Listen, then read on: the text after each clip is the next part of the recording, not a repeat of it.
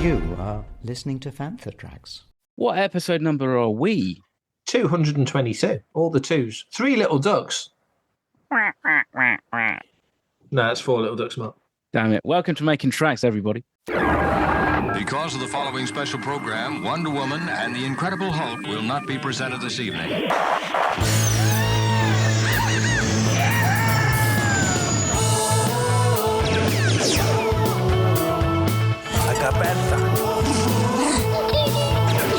It's time to get all your Star Wars news in a single file. That doesn't sound too hard. Boom! This is Making Tracks. This is the way.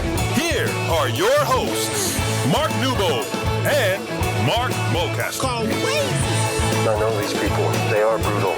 Does this look Jedi to you? That's not how the Force works. They'll never see it coming. Count me in. I am Mark Mulcaster, and joining me this week is my co-host and brother before, Mr. Mark Newbold. How the devil are you, sir?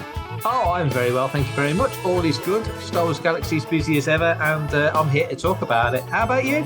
I'm very well. I suppose you must be counting down the days and hours and minutes until you hop on that plane over to Japan. I know it is only, as we speak, less than a week till we go. I'd love to say that I was 75% ready. Yeah. I don't know if I am. I mean, the tick list is mostly ticks now, but I still feel like there's something I've forgotten and I don't quite know what it is. And I just have a feeling that I won't realise what it is until I'm at the airport. So, I guess we'll find out if I do take my passport with me or not. I don't know. That is probably the most important thing. Yeah, we're living in this world where actually you can kind of forget some stuff, but not your passport. And I guess not your ticket to Celebration. Otherwise, you'll be stood outside for 4 or 5 days. Licking the windows. Licking the windows, yeah.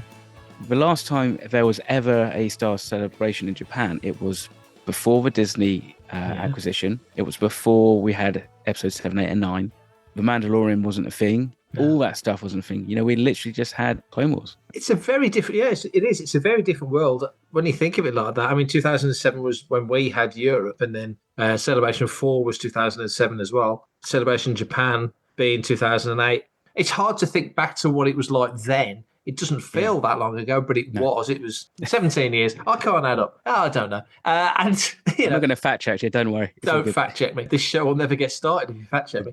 But yeah, just to think back how the world was then, the Star Wars world was. And like you say now, all the things we've had in this Disney era. And I mean, there's more coming. Case in point, Mark, as we dive into the news as usual. Absolutely. Star Wars Tales of the Underworld has been announced. It's landing on Disney Plus on May the 4th. It's a 6-part anthology series, and it's going to focus on Asajj Ventress and Cad Bane. It's going to be really interesting to see how they play this.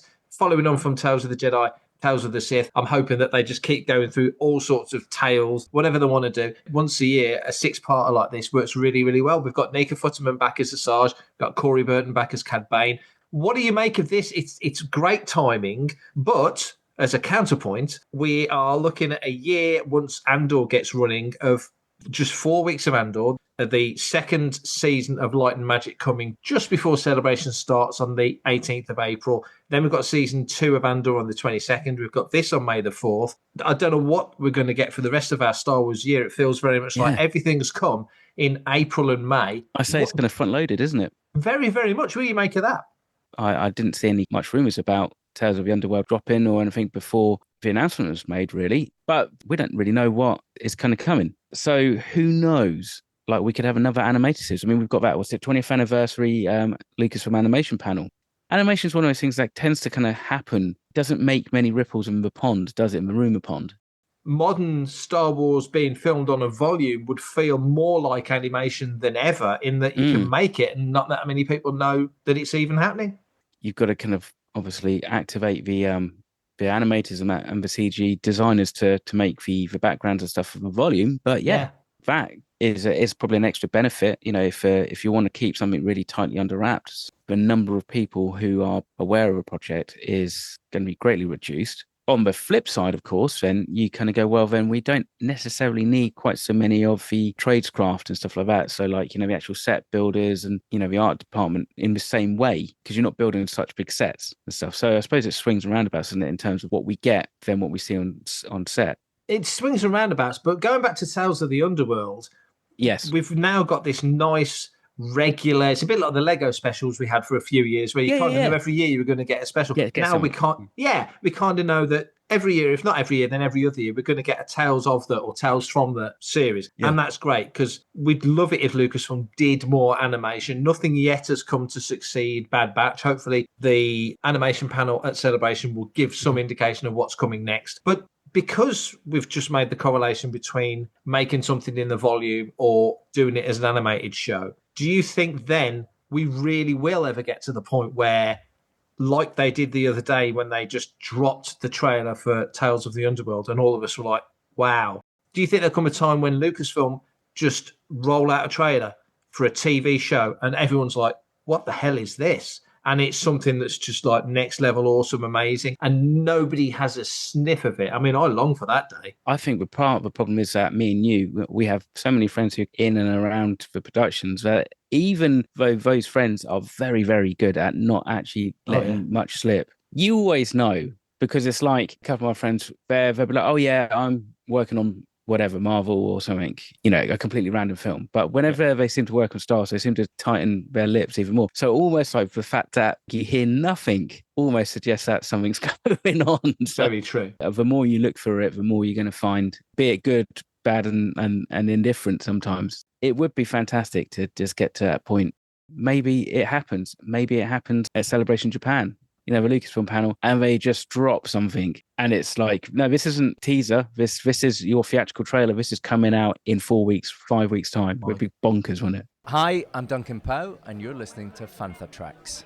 Oscar Isaac has had to cancel his appearance at Celebration Japan due to filming commitments, which means he can't make it over to the show from the 18th and 20th of April. So, Mark, I don't remember hearing of any actor, any creative or anybody else outside of Josh Trank being announced for Star Wars Celebration and then not turning up at it. I'm sure there must be somebody, but it evades me. To me, it feels like Celebration it's not, and this isn't to knock any other Comic-Con. It's not New York Comic-Con. It's not San Diego Comic-Con. It's Star Wars Celebration. It's the focused event. There's no other IP that has an event like Celebration. There's nothing really close to it. There's shows that cover a breadth of things, but nothing focused on the one thing like Celebration is focused on Star Wars. What do you make of it? It's disappointing, isn't it? For some conventions and some personalities, it happens regularly. Whenever you see them announced, you're like, well, yeah, they're not going to turn up. Jonathan Frakes is the most obvious one I can think of. The late Val Kilmer would very often get announced for things and not be. Yes, yeah, exactly. 2022, Mark Hamill announced that he couldn't attend Celebration. 2019, Riz Ahmed cancelled his appearance because Homeland Security stopped him. This is on ChatGPT, so whilst you were talking, I was like, I have no idea. So let's just ask something that might know. So Mark Hamill was due to filming commitments for the Fall of the House of Usher, which required him to be in country until early July. I mean, it doesn't happen very often, does it? Which kind of think for Star Celebration, that's not a bad track record, because it's not like they only have 2 or 3 guests in that each celebration. They have a ton, and every year they increase it. And let's be fair, how many people, if you offered, oh, do you want to go to a convention in Japan, would probably turn it down? You'd probably have to be working or getting married to do that. So I should know this, but I think if you added all the celebrations up as like 1, 2, 3, 4, 5, 6, 7, I think this is about Celebration 16 since 1999. Yeah. It's got to be there or thereabouts. To get that far in and for you to have to check on ChatGPT, thank you AI, that Hamill had film commitments, which I did not remember, and Riz Ahmed got stopped at the airport because of casual racism, that they're the only ones that didn't make it to the show. And now, as we say, Oscar Isaac, I would have loved to have heard him talk about, obviously, the 3 films, but specifically Rise of Skywalker, sort of 5 or 6 years removed from it now.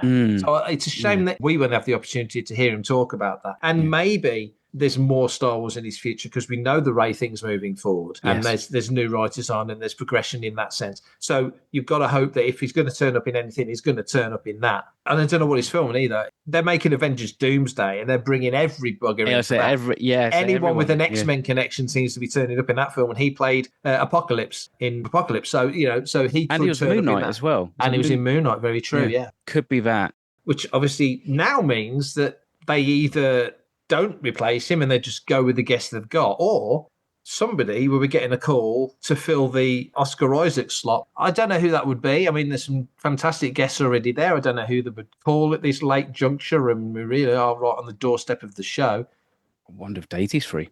If she was, they were able to organise it, and there's more word on what's coming from her film and that project. It would make all the sense to have her there. She turned up at Celebration Europe at the last celebration when they announced there was going to be a Ray film. Well, goodness knows, when fans were sat in that room back in 2023, I'm pretty sure that 95% of them would have expected by April 2025 to have probably seen the film 4 months ago at Christmas.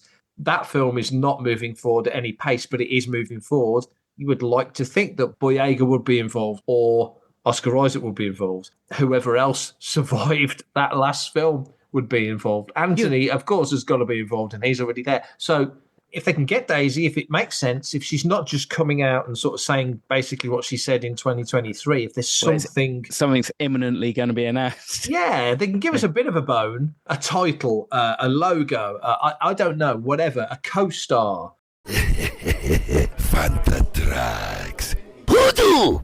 John Boyega's been in the news this week. He made some comments in relation to Star Wars fandom. They were quite pointed and they were more than quite heartfelt. He said, it's a franchise that's so white that a black person existing in it was something. You can always tell it's something when some Star Wars fans try to say, well, we had Lando Calrissian, we had Samuel L. Jackson. It's like telling me how many cookie chips are in the cookie dough. It's like they just scattered that in there, bro. They're okay with us playing the best friend, but once we touch their heroes, once we lead, once we trailblaze, it's like, oh my God, it's just a bit too much. They're pandering. So John had a tough relationship, you would say, with certain elements of Star Wars fandom. Most of us absolutely adore the guy. We want him back. He was a breath of fresh air. He's a bottle of pop. We want him around. But for him, the experience was clearly negative to the point where it feels sometimes that the negativity from that pocket of fandom has overwhelmed the positivity and the enjoyment that he brought and that he presumably got whilst making it, and all the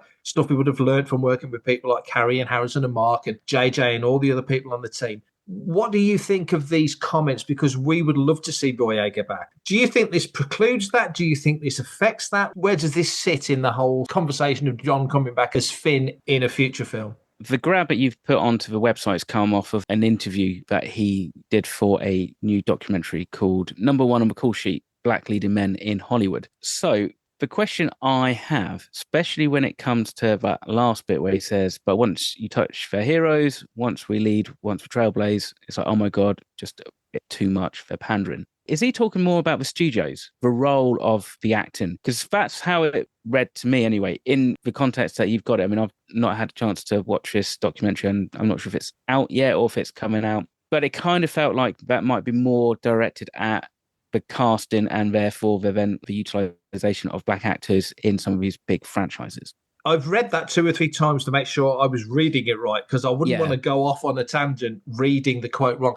He's talking about them in the third, they're okay with us playing the best friend. But once we touch the heroes, where he says, oh my God, it's just a bit too much, they're pandering. It's him speaking as the negative fan saying, that's too much. Now you're pandering to the, I'm going to say the W word, the whole woke thing, which is such BS. But, you know, that's where I think that quote goes. So I think he's sort of explaining how he thinks they think. Black lead actor, black lead actress, you're pandering to a certain demographic, and that's him talking as the negative fan. I don't think that's him having a pop at the casting directors or Lucasfilm. That was my point, was like, actually, who's that directed at? Unfortunately, there is that vocal minority of fans who seem to take exception to like some of this stuff, but actually, modern life, and it doesn't really matter what colour. Speaking as a white guy on a white podcast, we don't care, but I understand there are aspects of the fandom who have not been very well represented in the fandom that they adore, and so therefore I can understand that there should be a rebalancing of that, but it needs to be done in a natural kind of way and an authentic kind of way. And I didn't feel like Finn's character was too woke about. And to be fair, like,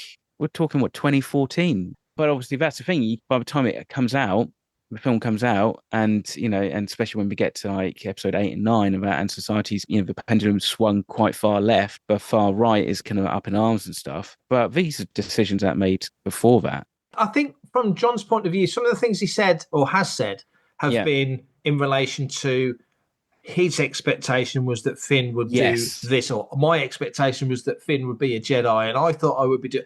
Yeah. I'm not particularly sympathetic to that, because that's him building up the character in a way that is kind of out of his control, because he's the actor performing the role. Exactly. And he's given Finn, a former stormtrooper who turns good and does all the stuff that he does. And I think he had his own expectations. And I also kind of feel that, and I still think it's one of those great sliding doors moments, like the Cronenberg Return of the Jedi. What if we'd have got the Trevorrow Episode 9?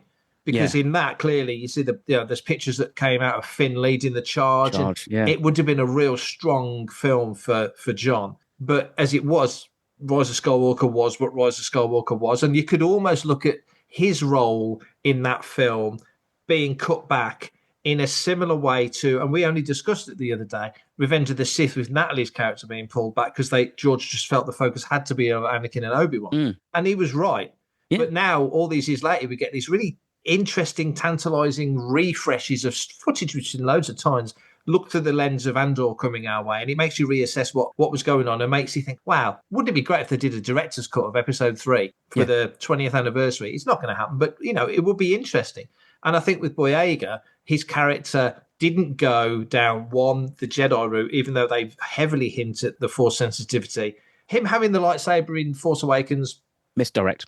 And that was kind of like classic JJ. And that was fine. Totally was. He gave everybody up until the point where he sat in and watched the first 10 minutes the expectation that maybe John was going to be the guy with the lightsaber. And I think the moment we see Daisy and stuff, it's like, nah, it's going to be Daisy. And actually, for me, it just comes down to the question of, when it comes to Finn's characters, like, does Finn work as a Jedi? Would it make sense? Would it be an interesting character turn, or would it be too obvious? Does it lose something if he does become, or if it's maybe like he's kind of slightly Force sensitive? I don't know, man. I mean, it would be great, wouldn't it? You've got the Daisy Ridley film. She's at teaching an academy, and then you see like a silhouette at the door. It's John there in Jedi robes, and he's a fully fledged Jedi. That would be quite fun. To me, I think Finn would be way more interesting if they were going to go in a different direction with the character. In Last Jedi, he's about to abandon, run, flee. Yeah. And he stays because Rose kind of gets in his head in the best sense and makes him realise that fighting and standing up for what you love is better than running away. Finn becoming a Jedi, to me, never really worked, other than it's the same. To me, it was the same logic as, okay, well, Han Solo's going to be a Jedi because he used Luke's lightsaber to slice the Tauntaun open. Yeah. He had a weapon at hand. He had that great moment when he turns that thing on and he has that great little battle with Kylo. But that was the top and bottom of that.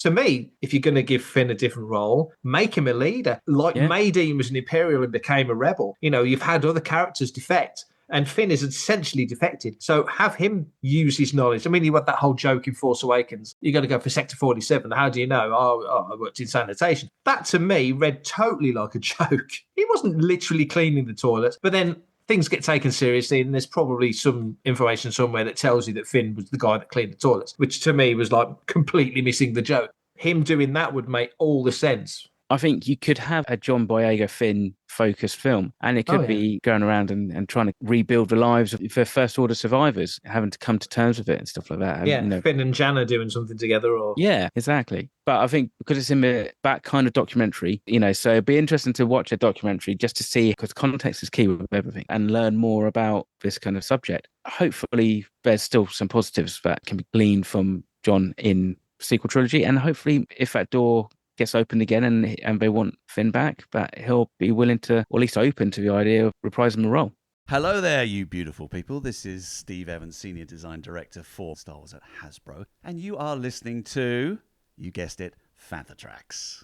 So this week, the Lucasfilm family lost two members, Val Kilmer, who was Mad Martigan in Willow, and Patty Maloney, who was Lumpy in the Star Wars Holiday Special. Patty was 89 years old when she passed. She was 3'11". She played Chewie's son in the Holiday Special, and also starred with Carrie Fisher in Under the Rainbow back in 1981. Val Kilmer was 65, passed away this week. Iconic for Mad Martigan, but all the other roles he played, Iceman in Top Gun and numerous other films across decades of a great career. It's such a shame always when we lose people from the Star Wars family, as Patty was, and the broader Lucasfilm family when somebody like Val Kilmer goes. But let's not forget, Val Kilmer was also Batman as well, which is iconic and just such a big cultural thing. When Batman Forever came out in 95, that was a huge film. Terrible shame, especially for Val being only 65. Too young. I always thought Val Kilmer would have been amazing in Star Wars. I agree. He was one of those characters, wasn't he? He could do the serious stuff, but he just had that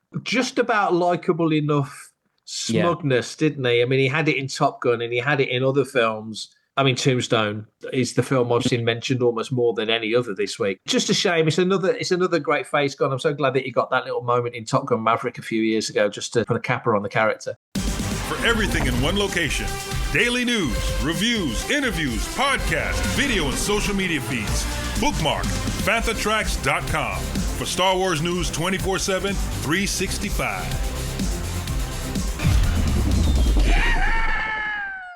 So it's our last Making Tracks before Celebration Japan. There's going to be loads and loads of news coming out of that, as well as our coverage of Andor Season 2. But before then, we've got even more listeners' questions. I'm going to get straight into them. Are you ready, Mark? Fire away.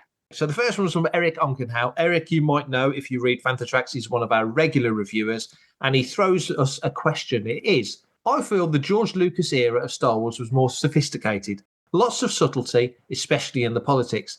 Everything is so overt now. What are your thoughts? So, George being a bit more subtle, modern Star Wars, and I think generally modern movies is a little bit more on the nose. What do you think of that? Yeah, I kind of agree. I think part of it comes down to, there was maybe a subtleness, but maybe also I think there's been an education by the general viewer as well. And I think maybe we're a little bit more aware of that. Partly because we get older, and as you get older, you become a bit more aware of this kind of subversiveness and satire and stuff. And I guess also then, I'm sure there's conversations at Lucasfilm, when they're writing them, and someone's like, do we want to go there? And they're like, oh, well, George did it and said this or made that kind of example and what have you. I think for the most part, it feels slightly more overt, which just maybe makes it a bit more accessible, but then also makes it feel a little bit more loaded. It's difficult because Star Wars came out in 1977 and George was making it, as he said back then, for 10-year-old boys, was what he was basically saying. So Star Wars is made for that particular audience, and it's a film that's not actually loaded with many messages at all. I mean, there's the subtle undertones, but I think a lot of this whole Joseph Campbell stuff has been kind of laid on over the decades. It was certainly an influence. It was definitely in there, but I think a lot of this stuff's been overcooked over the years to the degree where people go back and look at Star Wars now, forgetting that all the other stuff that hadn't happened yet. And so I think there's a lot of stuff is laid on. And I think you can definitely look at the politics, as George said numerous times, a little bit of World War II, a little bit of Nixon, a little bit of Watergate, a little bit of Vietnam. That's pretty much the mix in that pot. But the rest of it is Flash Gordon, Buck Rogers and all that other stuff. That's what made Star Wars the original. To Eric's point, I think now, I think we are a little bit on the nose. I think there are too many correlations to the real world of 2025 right now. Exactly. You can go back quite a few years to sort of see things that you think that's a little bit too now. And the problem is with that is, how does that then age? We talk about it and we go, well, Star Wars or whatever is X amount of years old and it was made in the 70s and attitudes and stuff like that weren't like that. That's very true. Possibly by the time some of the messages in more modern shows and films, and I don't necessarily lay this all at the feet of Star Wars, they will feel of a time and therefore potentially date it. I think you've hit the nail bang on the head. I think it seems like the blending of the influences and the politics and all the subtext and stuff isn't as well blended. Whereas with Star Wars, you could name maybe 4, 5 or 6 different influences, maybe even more. Some of these shows and stuff and some of these episodes just feel like there's 2. And it feels very like Star Wars is an influence for one. And then it's like, we're going to get an influence from other stuff. So therefore, it kind of feels slightly derivative on one hand and also slightly too on the nose on the other. But I think with Star Wars, especially the original Star Wars, let's say the trilogy. Let's go with the trilogy. BOT. Those things we just discussed are baked in. Whereas I think nowadays, a lot of things are sprinkled on. So I don't think they're integral, particularly. They feel like an additional, we need to mention this or we need to add that. What does a focus group say? If you just sprinkle it on top, it's nice and it's fair and it ticks a box, but it doesn't feel like it's integral to the plot. And therefore, then it doesn't necessarily kind of filter down into maybe the characters' motivations. Therefore, then the characters don't feel quite as genuine and actually as well rounded or written and easy to connect with. That's the key, isn't it? If it's something you can take forward that another writer or another creative, a comic guy or an author or whatever can pick up and run with, then there's value and merit to it. But if it feels a little bit shallow, then it's a little bit shallow, isn't it? That's a change that's happened to Star Wars that you kind of look back and go, well, if you did that today, wouldn't do it like that, would? Because, I mean, come on, really? Would we have Guri in 2025? Yeah, exactly. Yeah, crazy. That's basically a fembot. I'm Anthony Daniels, and you are listening to Fantha Tracks. Well done. Next question. You're going to like this one, Mark, because you were with me when we saw this guy at Echo. It's from fantastic. Yes, it's from Mal Skelton. He says, hi, Mark and Mark. Just wanted to say thank you for stopping and talking to me on Saturday at Echo Base Live. And in brackets, he says, we met when you were looking at a roll of wallpaper and also a lovely box B-Wing. As I said, I was a huge fan of the pod. You asked me to submit a question, so here goes. Do you feel the perceived reduced quality of Star Wars television series is due to Disney having its own streaming service that constantly needs new content to drive subscriptions? And do you think that if they'd partnered with Netflix or Amazon instead, we might have seen a difference in what we've seen? In my opinion, there have been some absolute successes, Andor and Mando, for example. But a series like Book of Boba Fett didn't necessarily have the depth of story to be a full series. Without that need for constant content for Disney Plus, it could have been a really successful Netflix film. I think the fan-edited shorter versions really have merit, and parts of the series are amazing pieces of Star Wars lore. Thank you for everything you do. The podcast makes difficult days at work so much more bearable. I always enjoy meeting you guys at different shows. Now, if only I could see you in Japan, but maybe USA in 2027. Thank you, Mal. So, thank you, Mal. That's a really great question. Yeah. It's a good one as well. I mean, Disney needs the content. They need to get stuff on their platform. They can't sell Star Wars to another outlet like back in the day Disney would produce and Daredevil would go to Netflix along with all the other shows that went there. I don't know, Legion would go off to FX and different shows would go to different places and then they would pay Disney for it. Disney can't do that now. They've got to make content for their own platform because they need to draw the viewers in. As Mel says, maybe if Disney were making The Mandalorian for Netflix, that it would be a different scenario, or do you kind of think we'd still get the same thing that we got? Good question. And by the way, that B-Wing actually did come home with me. So, yes. Oh. Yes. The wallpaper, unfortunately, didn't. But that's partly because I don't have any walls that... you need wall space for that, don't you? Yeah, exactly.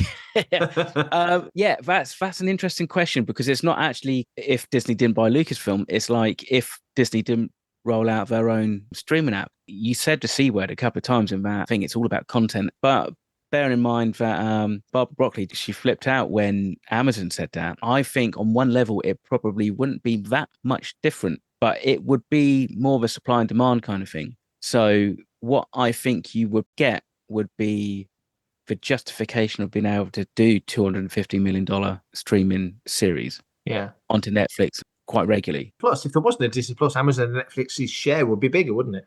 Yeah, exactly. Yeah. And so roll out a streaming service, you've got to constantly be like, okay, how much content can we have? Once we put all our vault out and all our stuff, how much new content can we realistically put out every single week to justify people paying for $140 or something it is a year now, or something quite ridiculous. So that is a big thing, isn't it? Because then also you've got to kind of be answering to the shareholders who want to make money on their stuff. And at the moment, my Disney shares are down almost 24%.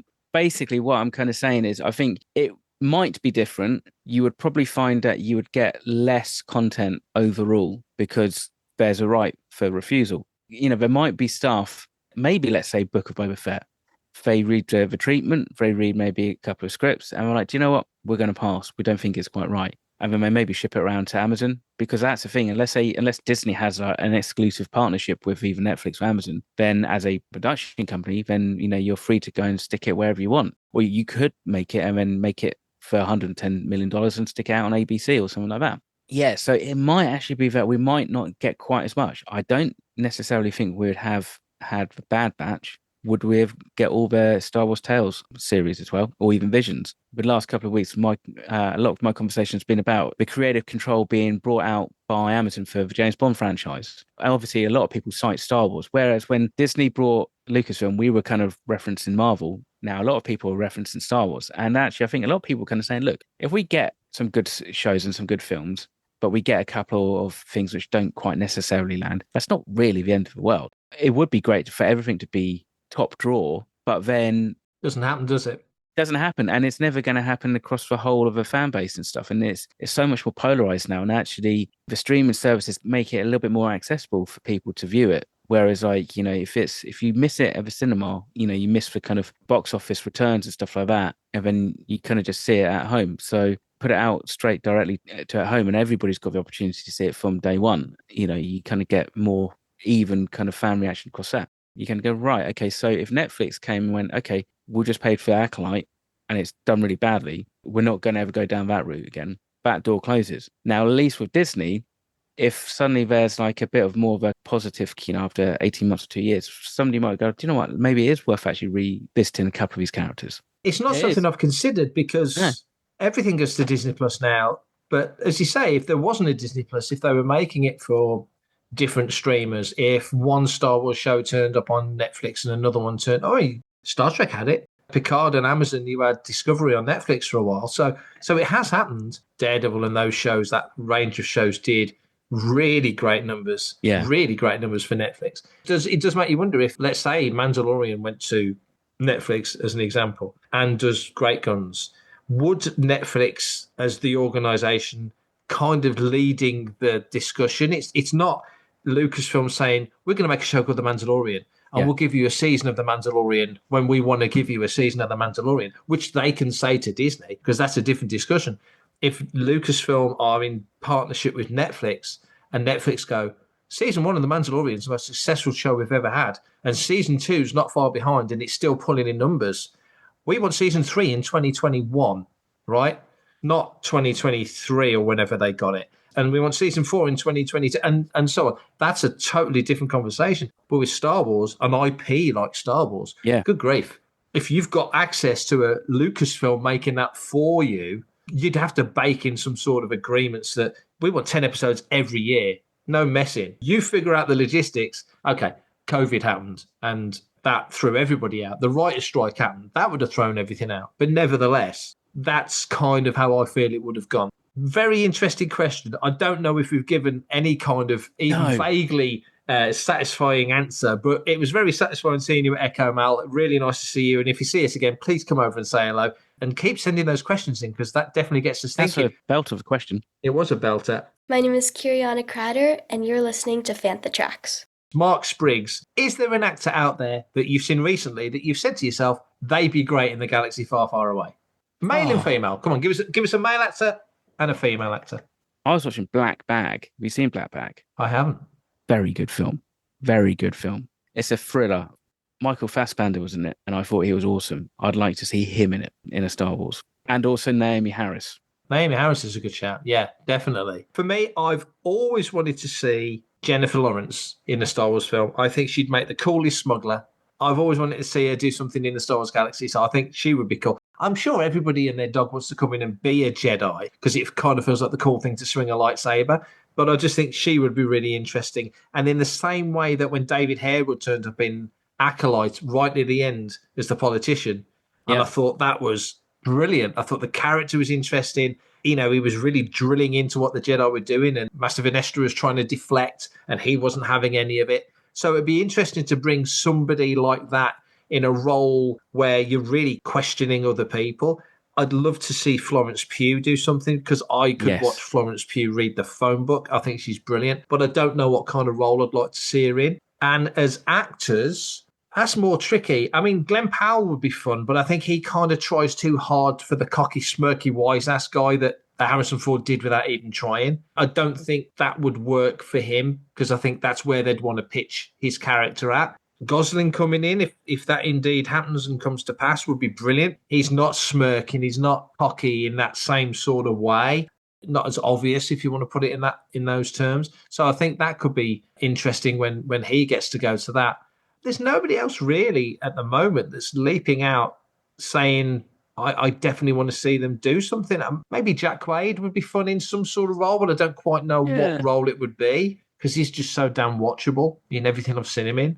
So maybe Jack Quaid, definitely Jennifer Lawrence, and definitely Florence Pugh I would like to see in there. Stephen Graham would be cool. Oh, Stephen Graham's great in everything though, isn't he? But that's the thing, isn't it? It's finding the right it's finding the right role for the right person. And also then there's like some people about you'd be like, I'd love to see them in it, but it's like, actually no.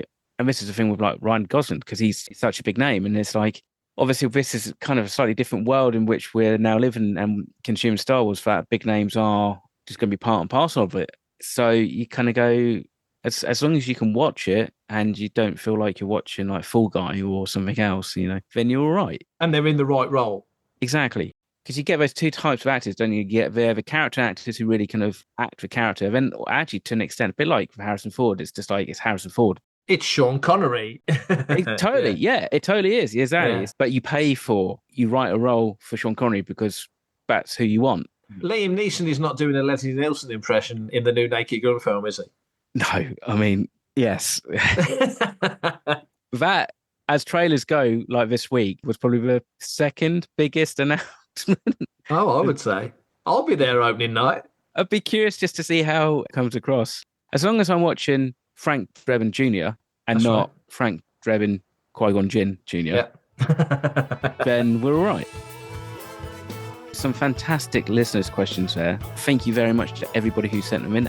If you are in Japan, walking the Celebration Japan floors, and you happen to see a herd of Fanthas in Fantha shirts, don't be shy. Make sure you say hi. If you aren't at Celebration, but you still want to send in a listener's question, then Newbold can tell you how you can do it. Exactly. This is how you can do it. Email radio@fanthatracks.com. Head to links.fanthatracks.com for links to our social media feeds, Fantha Tracks TV and Fantha Tracks Radio. Thanks to James Semple for the Fantha Tracks intro, Blues Harvest for our Making Tracks opening music, and Mark Daniel and Vanessa Marshall for our voiceovers. New episodes drop Tuesdays and Fridays at 7 o'clock UK time. Our weekly news show, Good Morning Tatooine, goes live Sundays at 9 o'clock UK time on Facebook and YouTube. And remember, Fantha Tracks is absolutely free, so it costs nothing to stay updated on all the latest Star Wars news. And that's almost me done for this episode. There's one more order of business to go through before we depart. We will be back with new episodes of Reaction Chat for Season 2 of Andor. As everybody knows, there's 3 episodes a week, a chapter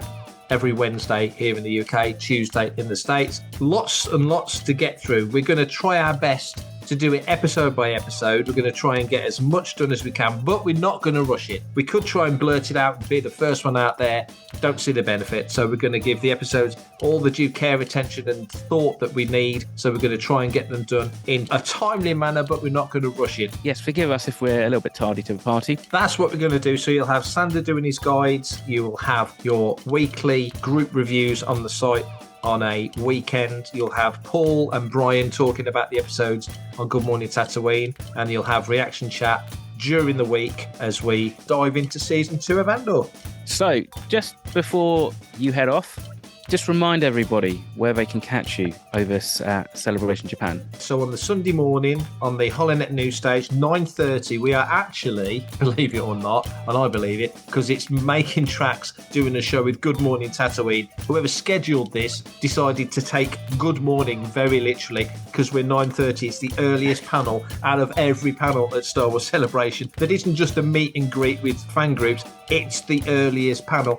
How we are going to get into the building to get to the Holonet News Stage for 9:30 and get prepped and ready, I don't know. So if you're in the room and we walk in late to sit down and record this live Making Tracks episode with Good Morning Tatooine, please just give us a rapturous round of applause and make it sound like it was planned.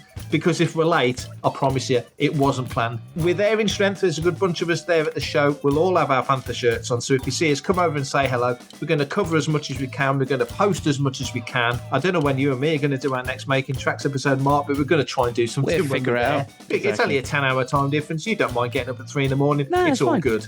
So, matey, look, have a fantastic time out in Japan. Drink lots of sake. I am nothing if not sake. You should know that. Very sake. Everybody else, we will catch you after Celebration.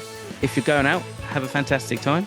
Stay safe and enjoy everything that Japan has to offer for you. And if you're at home like me, watching it on YouTube, well, then you get to watch most of the panels. You're more than most people there. So enjoy that and revel in the fact you probably won't end up sick with con crud at the end of it. Until next time, stay safe, take care, and may the Force be with you. Coming up next on Fantha Tracks Radio, it's another episode of Making Tracks. Lara Croft will never look like Lara Croft should look because reasons. 2 big reasons. It's